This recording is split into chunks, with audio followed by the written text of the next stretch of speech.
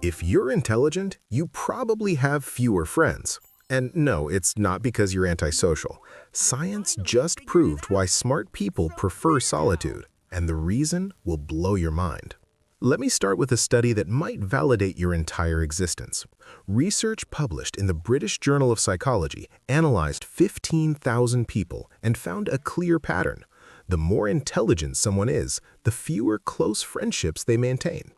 Now, before you start thinking, oh great, another excuse for being lonely, no, this isn't about being antisocial or socially awkward.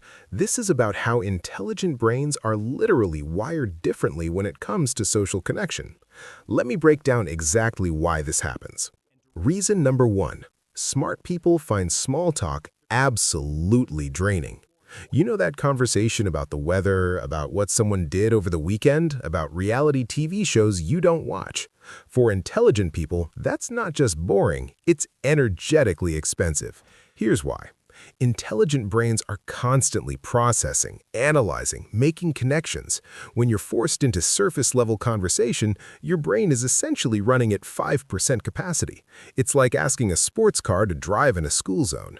Psychologists call this cognitive understimulation. Your brain isn't getting the stimulation it needs, so it starts draining energy instead of generating it. It's like talking to an energy vampire. But it's not their fault. It's just that your brain craves depth, complexity, ideas, and small talk provides none of that. So after a party or social gathering, intelligent people often feel exhausted, while others feel energized. It's not that you're weak, it's that your brain was literally working harder to stay engaged with content it finds meaningless. Reason number 2. Smart people are extremely selective about who deserves their time. Think about it. If you're intelligent, you probably understand something most people don't. Time is your most valuable resource. You can make more money, you can buy more stuff, but you can't make more time. So intelligent people do a cost-benefit analysis, often unconsciously. They ask, does this person add value to my life? Do our conversations make me think differently? Do I feel energized or drained after spending time with them? Are we growing together or just killing time? This isn't arrogance, it's protection, because intelligent people know that your social circle determines your trajectory. Jim Rohn said, you're the average of the 5 people you spend the most time with. Smart people take that literally. They'd rather have 2 friends who challenge them, inspire them, and genuinely care than 20 friends who are just there. Quality over quantity, every single time. Reason number 3. Deep conversations over surface-level friendships. Let me paint a picture.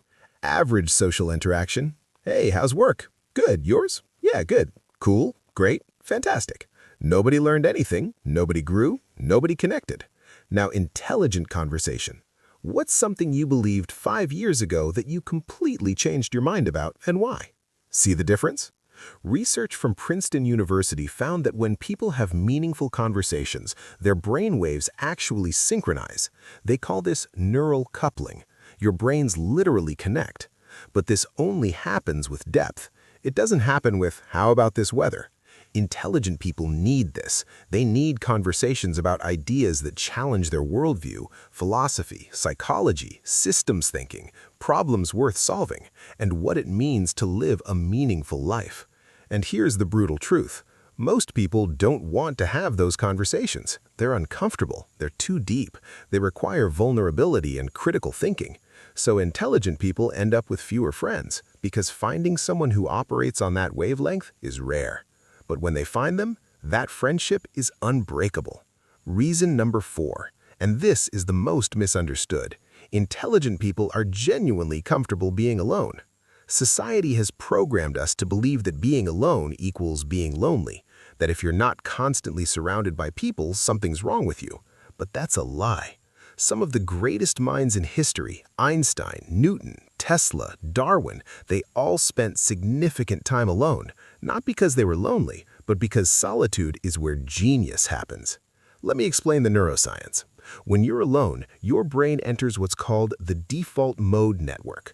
This is when your brain makes unexpected connections, processes complex information, and generates creative insights.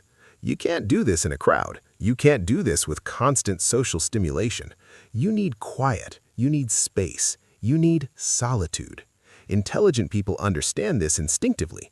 They protect their alone time because that's when they read deeply, think clearly, create freely, learn continuously, and recharge mentally.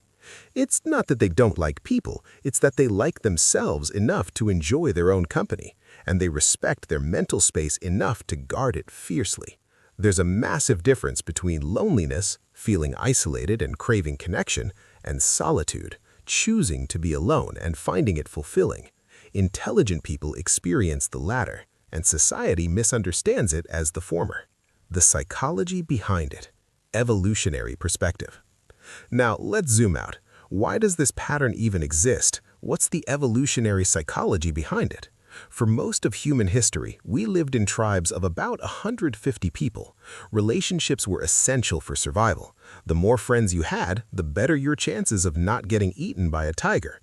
But here's the thing, those relationships were functional. You helped me hunt, I helped you build shelter. It was transactional survival. Fast forward to today, we don't need tribes to survive anymore. We have technology, systems, infrastructure.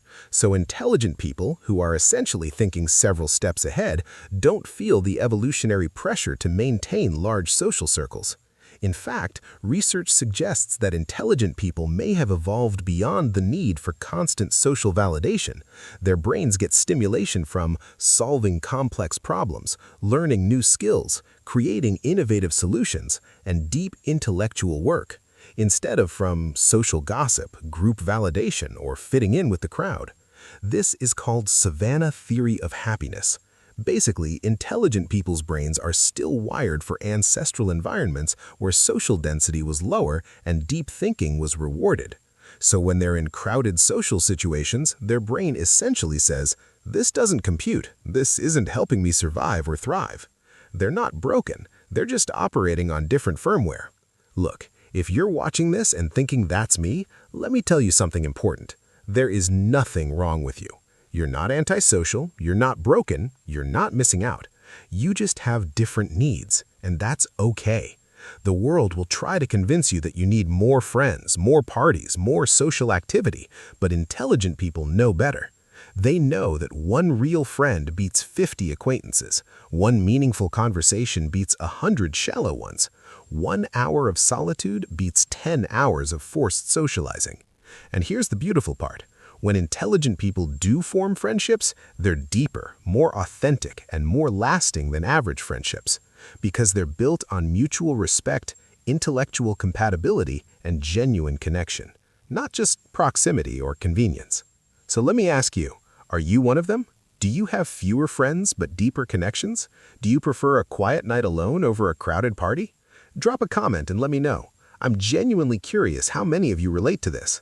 And if this video made you feel seen, like someone finally gets it, hit that subscribe button. I make videos about psychology, intelligence, and understanding why you think the way you do. Because the world needs more people who think deeply. And that starts with understanding yourself. Thanks for watching. I'll see you in the next one.